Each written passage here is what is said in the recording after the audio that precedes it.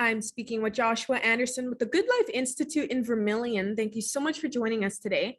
Now, there is an annual Art in the Park event coming up on September 11th. What is this event celebrating? Okay, so Vermilion's really excited to celebrate the Alberta Culture Days here in Vermilion, and we're celebrating it with Art in the Park. Again, it's September 11th. It's going to be held in Heritage Park here in Vermilion, and it's going to run from 11 till 3 p.m. How many years has Vermilion had this event now?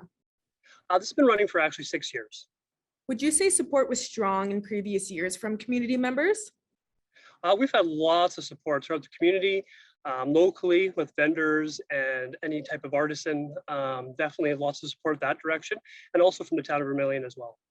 And how has support been so far this year? We have lots of support, like our main sponsorship from Inner Pipeline, thanks to them. They supply us with free lunch, free cinnamon buns that's cooked in our community oven, and also the man band will also be present that day.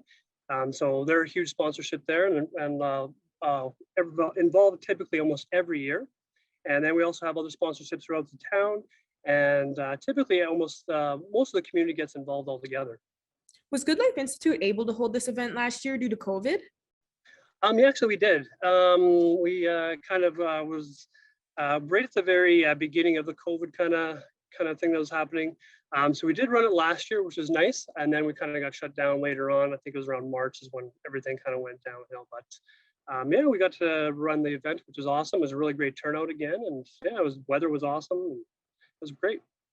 What safety protocols will be in place during this event? Technically, we're going to run it in terms of your own safety, essentially. So if you want to wear a mask, by all means. We do have art classes to be held in the building. And again, it's not really mandated that we have to wear masks, but again, if you want to, you're definitely more welcome to. And this whole event typically is held outdoors. So typically it's up to you, essentially. Now, for residents who haven't attended one of the Art in the Park events in the past, what can you say that they can expect for this year's event? Oh, for sure.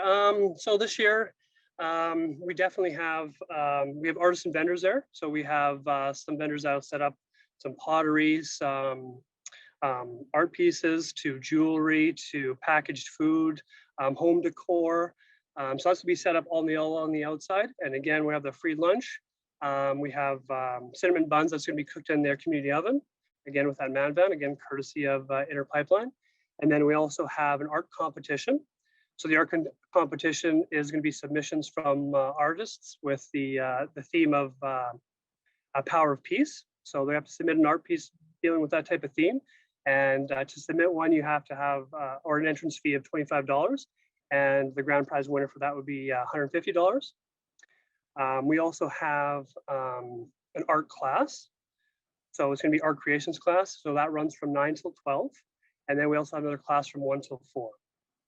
So you can check out the pieces or the painting project online on our website. It's going to be www.thegoodlifeinstitute.ca if you want to check out what the project they're drawing. Is there anything else you'd like to add, like where they can find more information online about this? Yeah, absolutely. So, and then let's say there's still room for art vendors as well. So let's say if you want to submit a table, it's $25 per table if you want to be a vendor there. And then also for that that project class, it's going to be $35 per person if you want to attend that as well. Yeah, I think that's it. Perfect. Well, thanks again for joining us today, Joshua. Yeah, no problem.